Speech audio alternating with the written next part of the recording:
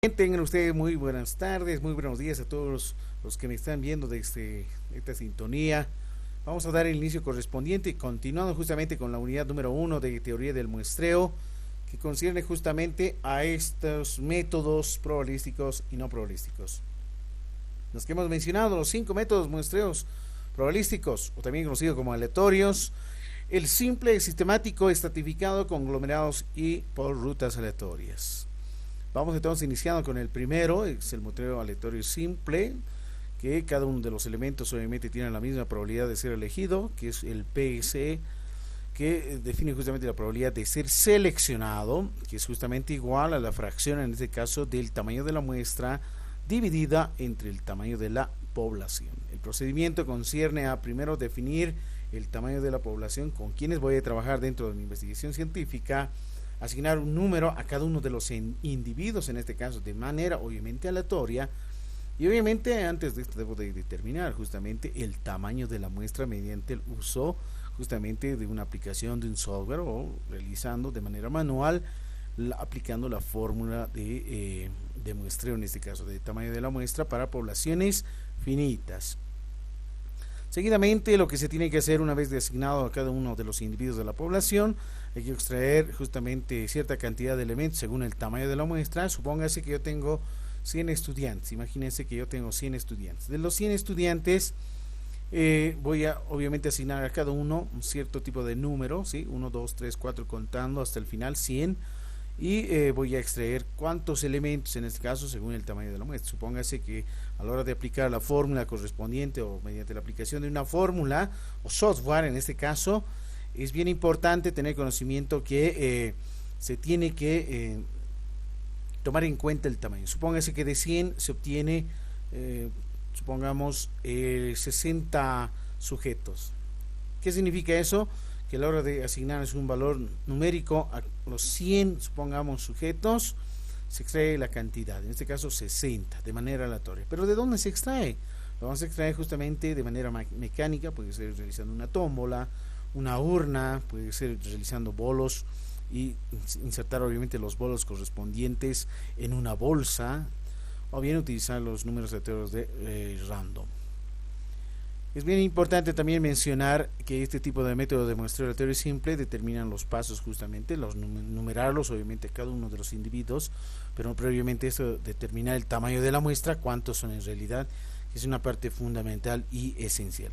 Es muy importante al respecto mencionar lo siguiente, ¿no? Aquí tenemos el software, en este caso el software estadístico conocido justamente, que lo he podido, y en este caso compartir dentro de la plataforma virtual Moodle, en el que corresponde justamente a lo que es cómo poder determinar un tamaño de muestra correspondiente a esta.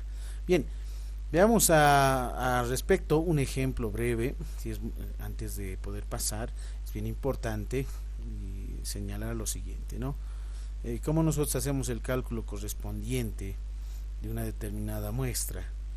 Para esto, como ustedes ya lo saben, es bien importante mencionar que dentro de este software, voy a ir al punto de inicio, que concierne justamente a lo que es la parte, en este caso, de cómo poder determinar y calcular el tamaño de la muestra mediante el software estadístico en Excel.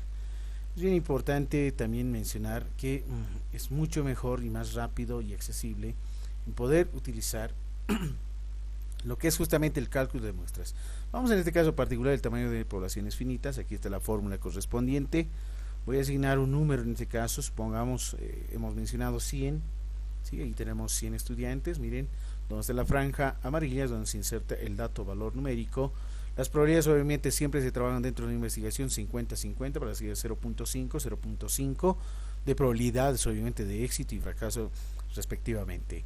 El nivel de confianza o de confiabilidad será en este caso al 95% de confiabilidad, y el error estimado, ¿sí?, en este caso será el error de muestreo el 5%. Y de esta forma ya se tiene de manera automática calculada el tamaño de la muestra, que es de 100 sale 80 en este caso, ¿no? ¿Eso qué significa? Que n minúscula vale 80. Si n mayúscula, que es el tamaño de la población, no olvidemos que los tamaños son justamente aquellos valores numéricos, son simplemente valores numéricos, datos, 100 y 80. ¿100 qué? Serán estudiantes, padres de familia, serán empleados de cierta empresa. Entonces hay que identificar esto muy bien a la hora de realizar una investigación científica. Muy bien. Por otro lado, es bien importante mencionar lo siguiente, que el nivel de significancia, por ejemplo, mayormente se trabaja al 5%, y que en estos datos, por ejemplo, de este último recuadro, no necesariamente se deben de ir manipulando. ¿Dónde se debe manipular? Acá, donde están justamente y claramente mencionan, ingrese los datos en las celdas de color amarillo para poder modificarlo, ¿no? Y probablemente alguno mencione si las probabilidades pueden cambiar. Claro que sí. Por ejemplo, si yo tengo una probabilidad de, supóngase, de 10% de éxito, el de fracaso obviamente de manera automática ya se ha calculado es 90%. Vale decir que el del tamaño de la población, que es 100, solamente es 58, ya no son 60 en realidad, ¿no? Entonces la probabilidad de éxito ha reducido. ¿Qué tal si mi probabilidad en este caso pueda subir más aún, 70? Entonces la probabilidad de fracaso sería 30. ¿Qué implica eso? Que de 100 el tamaño de la muestra es 77. ¿Y qué pasa si el tamaño de la muestra fuese muy grande? Supóngase 2500 sujetos de cierta institución, de cierta organización, con las probabilidades, por ejemplo, aquí siempre trabajando 50% y 50%, obviamente esto de manera automática se genera, ¿no es cierto? De 2500 sujetos, el tamaño es de 333. Entonces, bien importante en este caso el uso de las probabilidades. Mayormente trabajen y se trabaja justamente dentro de la investigación científica de 50 a 50%. Nivel de confianza el 95%. Eso equivale en tabla de valor Z 1.96 aproximadamente. Y obviamente el valor 1 menos alfa medios con el nivel de significancia alfa de 5% es 0.975, que se encuentra en la tabla de la distribución normal estándar Z. Y estos son cálculos numéricos, tanto del numerador, se refiere obviamente a estos productos, este es el dato, y el denominador a estos productos, y esta suma obviamente que divide estos dos productos correspondientes. Y se hace la división de fracción y ahí se tiene el tamaño de la muestra. Por otro lado, para poblaciones infinitas, de la misma forma, ahí está la fórmula que hemos mostrado a un principio, en la unidad número 1, primera parte. Y aquí se trabaja con probabilidades tanto de éxito como probabilidades de fracaso. Es bien importante en este caso el conocimiento de las probabilidades, como el nivel de confianza con el que voy trabajando y el error estimado. Supóngase que voy a trabajar una probabilidad de cierto tipo de valor. Y este tipo de valor puede ser justamente, tal vez no 90, podría ser un 55%, ¿no es cierto? Si es así, tengo la probabilidad de fracaso a un 45% de probabilidad de no ser elegido, de no ser seleccionado. En un nivel de confianza podría trabajar, por ejemplo, en el rango es de 90, no olvidarse, el rango va de 90 a 99.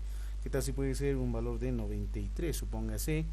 Y el error estimado es, supongamos, de 7. ¿Sí? Entonces ahí tenemos, por ejemplo, dentro de una población, para poblaciones infinitas, significa que yo no conozco el dato, el valor n mayúscula, va a decir el tamaño de la población. Esto es trabajando justamente con teoría de probabilidades o bien justamente con las desviaciones estándar y la misma varianza correspondiente. Y obtenemos justamente el nivel de significancia, donde están las franjas amarillas son donde se insertan los datos o valores numéricos correspondientes. El tamaño de la muestra, por ejemplo, será de 166, con esas ciertas probabilidades y datos de nivel de confianza y error de muestreo estimado. Pero si se trabaja con una población ajustada, es vale decir, supongamos que tengo un rango límite de 10.000 sujetos, por lo tanto de ahí se obtiene 163 como una muestra ajustada. ¿Qué tal si nuestra probabilidad aquí es el 50% y obviamente el probabilidad de fracaso es 50%? Y lo que mencionamos, ¿no? Trabajamos a un 95% de confiabilidad con 5 de error de estimación. Ahí, por ejemplo, el tamaño de la muestra es 384. Si me pide una muestra ajustada, será de 370, es decir, ha reducido casi 14 unidades en este caso.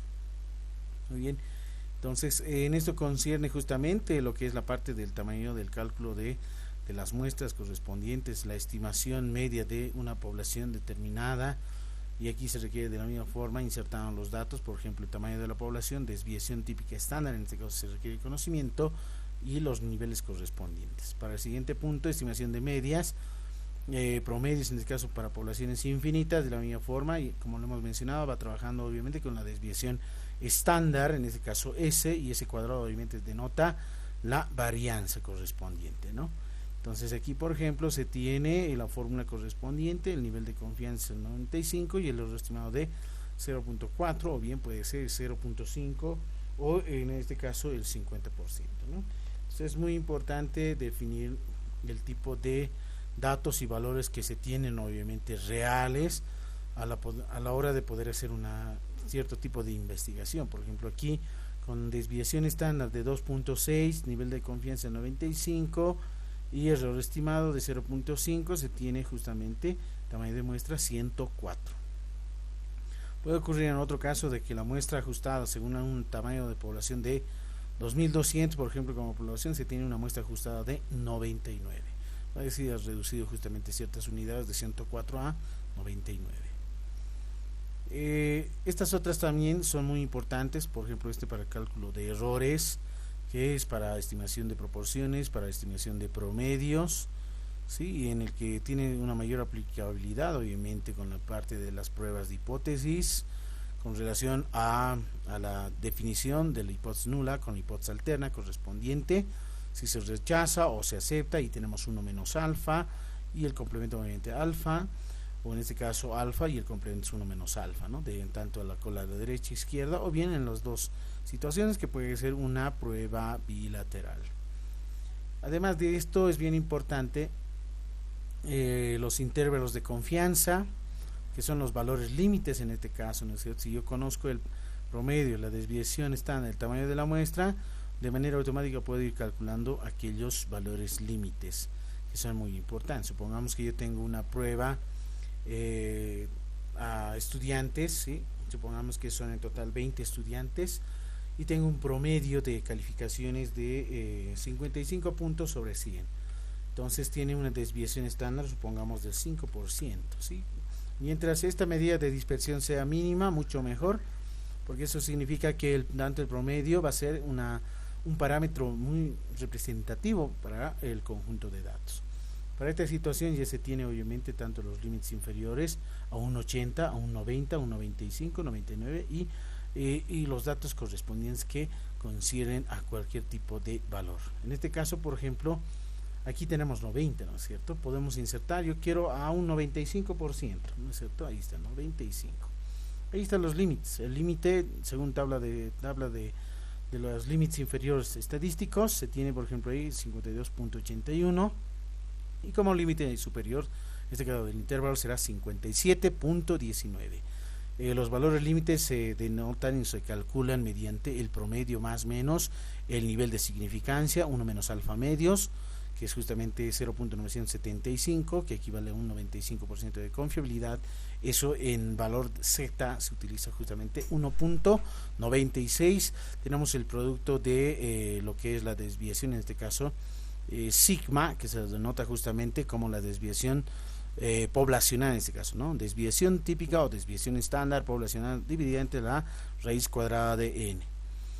Por el otro lado, los intervalos de confianza para proporciones de la misma forma, que debo de tener conocimiento, por lo menos una de estas proporciones, ¿no es cierto? 52, por ejemplo, y el tamaño de muestra es 100. ¿Qué tal si tenemos 50 o bien podemos insertar un dato valor de 15 simplemente, una muestra muy pequeña y tengo una proporción, supongamos que equivale a un 35%.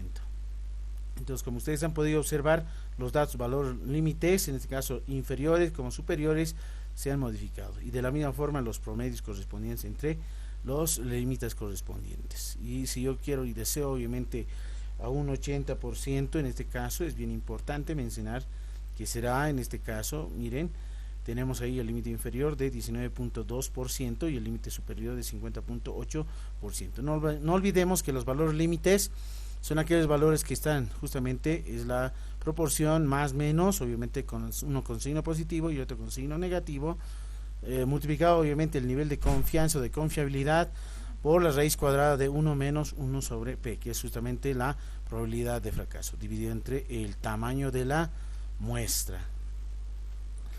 Bien, dicho esto, entonces, este tipo de cálculo de tamaño de las muestras va a ser mucho adecuado para poder realizar los trabajos correspondientes a futuros.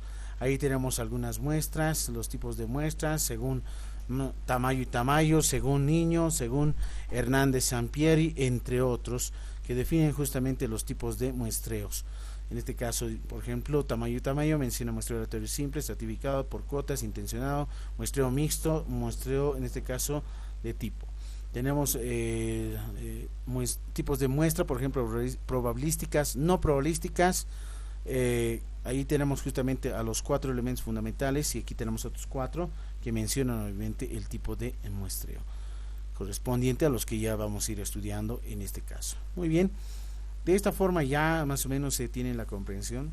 El muestreo aleatorio simple, como se lo menciona, se asigna un valor, un dato, obviamente teniendo conocimiento el tamaño de la muestra, y luego realizar obviamente mediante selección de tómbola, mediante las urnas, mediante la asignación obviamente de bolillos, y seleccionando obviamente, extrayendo la cantidad del tamaño de la muestra que ya se ha podido calcular. El siguiente es el muestreo sistemático, concierne justamente en determinar el factor K, que es justamente el tamaño de la población sobre N, y partimos justamente de un número iésimo, y a partir de eso vamos a encontrar los siguientes valores o datos, obviamente a partir de una lista. Es bien importante mencionar, por ejemplo, en este ejemplo tenemos una población de 12.000, una muestra requerida es de 600. Determinamos el intervalo de muestreo, en este caso K, el factor justamente 12.000 sobre 600, eso es 20.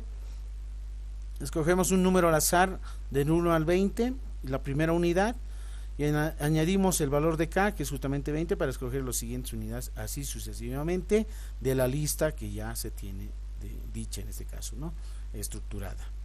Una forma de ver de manera gráfica es, fíjense, tenemos aquí el primer sujeto, y a partir de esta vamos contando, ¿no? 1, 2, 3, 4, 5, 6, 7, 8, 9, 10, 11, 12, 13, 14, 15, 16, 17, 18, 19, y obviamente el sujeto número 20 es el seleccionado. Ese es el valor K, ¿no? Es decir, el primer sujeto estoy tomando 12 al azar cualquiera, ¿no? O tal vez alguno que otro puede ser el valor de 5, o de 6, o de 3, o iniciando desde el 2 o 1. Eso ya depende del investigador. La cuestión es que tengan a todos los sujetos en una lista ordenada, obviamente en el orden alfabético, según obviamente tal vez el apellido, el número de carnet, etcétera. Entonces concierne a este tipo de muestreo sistemático de selección.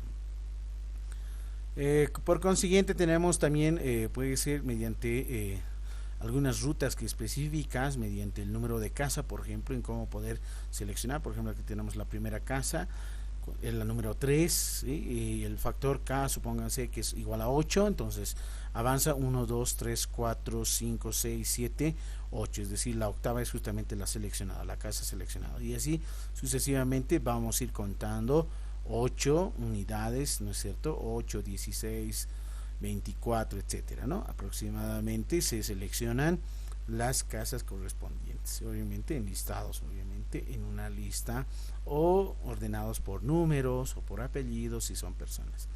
El estratificado tenemos 3: fijación simple, proporcional y óptima.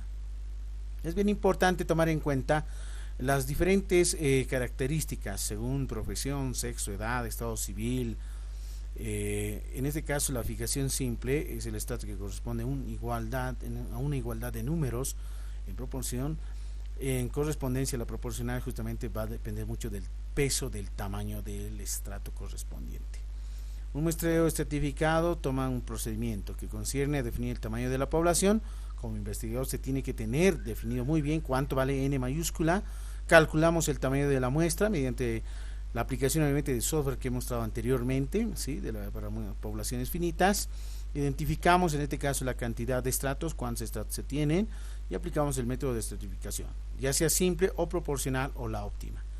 Bien importante también tomar en cuenta el marco muestral, la población heterogénea y los mecanismos al azar. Para esto se tienen obviamente algunos ejemplos en correspondencia. La fijación simple, miren, tenemos aquí 1, 2, 3 estratos, adultos, jóvenes y niños, en total son 3000, adultos 700, jóvenes 1500, niños y niñas 800. De 3000, como es el tamaño de la población, es decir, ETCN mayúscula, voy a seleccionar, en este caso, determinar el tamaño de la muestra. Y N minúscula vale 120, el tamaño de la muestra. Si es así, tengo 3 estratos, voy a dividir, obviamente, miren, como tengo L es igual a 3 estratos, los tamaños de las submuestras, subestratos, tienen que ser pequeñas en este caso, es decir, N sobre L. ¿Eso qué significa? Que 120 voy a dividir entre 3. 120 entre 3, eso es 40 en realidad, ¿no? Al realizar la operación de división. Entonces, ¿qué significa? 40, 40, 40, 40. Suma total, 120. Es bien importante tomar en cuenta que estos estratos no sean números tan alejados, ¿no?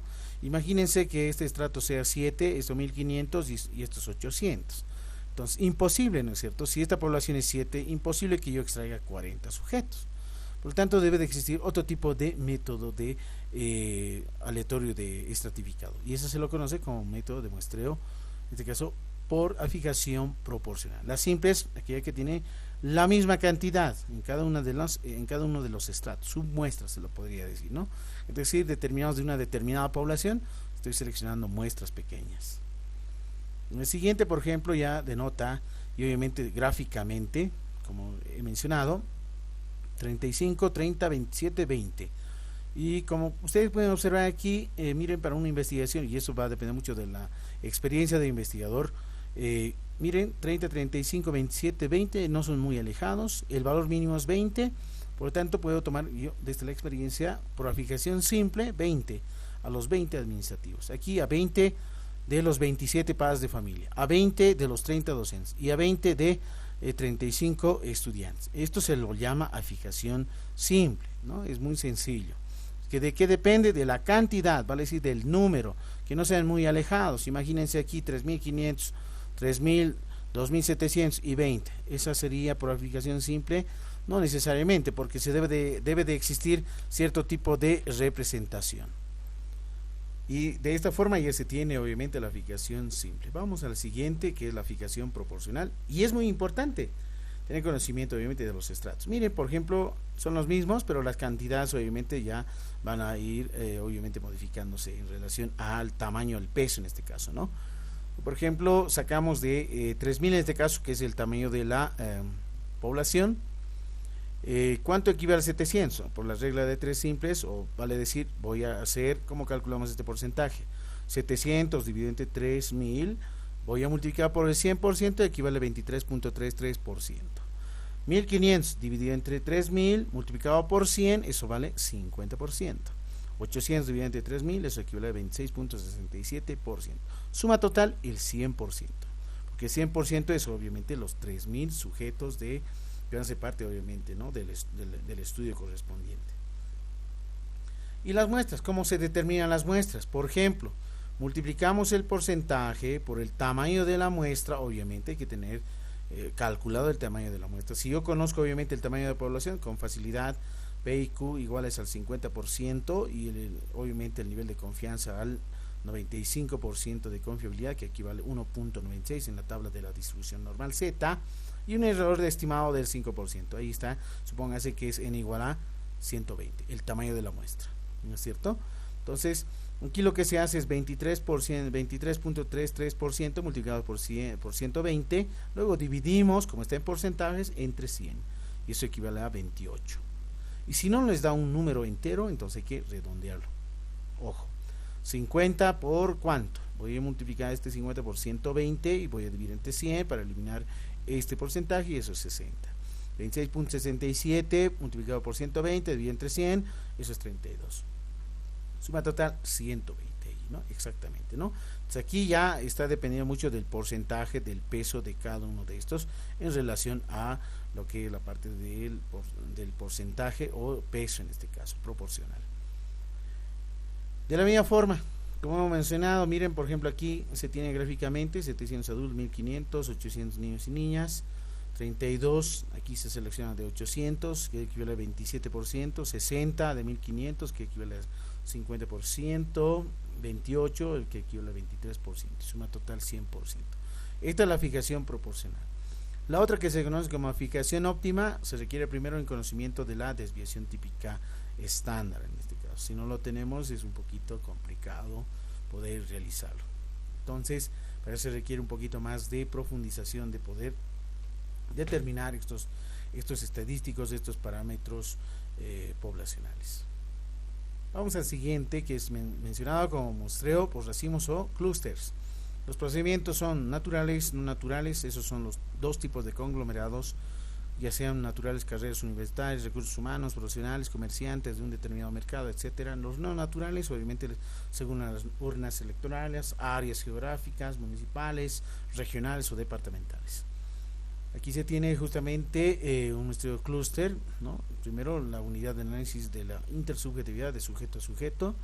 Sí, la unidad muestral, en este caso, va de conglomerados, a través del cual se logra una unidad de análisis, la selección en base a dos etapas por racimos, o conglomerados en los racimos que se seleccionan a los sujetos al ser medidos, ¿no? Estas pueden ser de una determinada población, en una determinada localidad, con relación a las viviendas, o bien a un croquis que sí nos pueda servir el tipo de muestreo por clúster o racimos. Aquí se tienen, por ejemplo, los ejemplos: conglomerados, que son unidades geográficas, distritos, pueblos, organizaciones, clínicas, etcétera. Como por ejemplo facultades mismas de una cierta universidad, como de la misma forma cierto municipio, que es un conglomerado en este caso de cierta comunidad A, en el que se subdivide justamente, ¿no es cierto?, por ciertas zonas de esta comunidad. Vamos al siguiente, que corresponde al gráfico de identificar el estratificado y conglomerado. El estratificado, obviamente, en base a los elementos proporcionales, y el conglomerado a una región determinada total, ¿no? Una localidad, un municipio que se pueda realizar cierto tipo de investigación. Entonces, ahí está justamente la diferencia entre estratificado y conglomerados. La quinta y la última, el método de muestreo por rutas aleatorias. Primero se establece un área de muestreo definiendo un punto de partida. Segundo, definimos la ruta donde se va a ir seleccionando los miembros de una muestra, y finalmente hasta alcanzar la muestra ya definida. Entonces, en este caso podemos ir trabajando, por ejemplo, en ciertas zonas, ciertas calles, cuál es el punto de inicio, cuál es el punto final. Si yo quiero ver, por ejemplo, la cantidad de familias de la zona 23 de septiembre, en la calle número 1, supóngase, y yo quiero justamente indagar, por ejemplo, si las familias han pasado de COVID-19, cuántas en realidad han sido infectadas, cuántos han sido curados, cuántos han fallecido, cuántos no necesariamente han pasado este tipo de pandemia, etcétera. Entonces voy a tener un objetivo, y obviamente voy a ir realizando la encuesta, en este caso, y las entrevistas correspondientes por una ruta. Tengo un punto de inicio y un punto final.